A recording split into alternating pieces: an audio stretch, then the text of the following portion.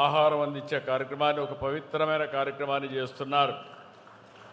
ఇది ప్రపంచంలో ఎక్కడా జరగలేదు. అక్షయ పాత్ర ద్వారా 25 సంవత్సరాల్లో 500 కోట్ల మందికి ఆహారం అందించారంటే అది ఈ ఫౌండేషన్ యొక్క మహత్యం. ప్రతిరోజు మన దేశంలోనే 23 లక్షల మందికి ప్రభుత్వ సహకారంతో పౌష్టికాహారం అందిస్తున్నారు. ఆధునిక సాంకేతికత, పరిశుభ్రత, నాణ్యత, సమర్థవంత నిర్వహణకి అక్షయ పాత్ర ఒక ఆదర్శం.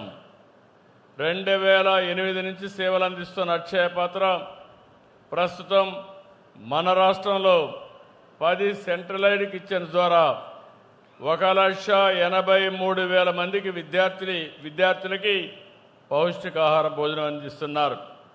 మొన్నే అన్నా క్యాంటీన్ వస్తే ఎవరికిస్తే బాగుంటుందంటే రెండో ఆలోచన లేకుండా ఆ అన్న క్యాంటీన్లో భోజనం కూడా అక్షయ పాత్రకు అప్పచెప్పాం. బ్రహ్మాండంగా నిర్వహిస్తున్నారు. నాణ్యమైన భోజనం పెట్టే పరిస్థితికి వచ్చారు. ఇంకో పక్క మధు పండిత్ దాస్ నాయకత్వంలో కొండలో హరే కృష్ణ గోకుల క్షేత్ర ప్రాజెక్టు రూపొందిస్తున్నాం. తొందరలోనే ఇది పూర్తి అవుతుంది. పెనుగొండలో కూడా ఒక పెద్ద స్పిరిచువల్ సెంటర్గా తొందరలో నిర్మాణం చేయబోతున్నారు. దీనివల్ల మనం అందరం కూడా గుర్తుపెట్టుకోవాల్సింది, ఇలాంటి హరే కృష్ణ వారి ఆధ్వర్యంలో అనేక దేవాలయాలు కట్టారు. వీరి సేవలో ఐక్యరాజ్య సమితి కూడా గుర్తించింది. వేద సంస్కృతిని, జ్ఞాన భక్తి యోగాన్ని నేటి తరానికి అందించడంలో ఇస్కాన్ పాత్ర చాలా కీలకమైంది. నేను ఎప్పుడూ చెప్పేవాడిని, అమరావతి ప్రజా రాజధాని, అమరావతి దేవతల రాజధాని, ఈ రెండు కలిసిన ప్రదేశం మన అమరావతిని మరొకసారి మీ అందరికీ గుర్తు చేస్తున్నాను. ఇలాంటి ప్రాంతాన్ని మనం రాజధానిగా పెట్టుకున్నాం. హిందూ ధర్మానికి ఈ ప్రాంతం ఇప్పటికీ ఒక సాక్ష్యంగా మిగిలింది.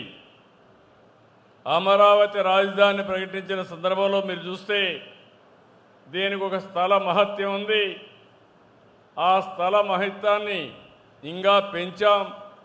దేశంలో ఉండే అన్ని దేవాలయాల్లో పవిత్ర మట్టిని, పవిత్ర జలాశయాల్ని అక్కడ పూజ చేసి ఇక్కడ తీసుకొచ్చి ఈ భూమిని పునీతం చేశాం. ఎవరు ఈ భూమిని టచ్ చేయలేరు. అమరావతి శాశ్వతం. ఎవ్వరు కూడా దీన్ని కదిలించలేరని చెప్పి కూడా నేను మీకు తెలియజేస్తున్నా. వెంకటేశ్వర స్వామి ఇక్కడే కృష్ణా నది పక్కనే ఒక పక్క కృష్ణమ్మ తల్లి,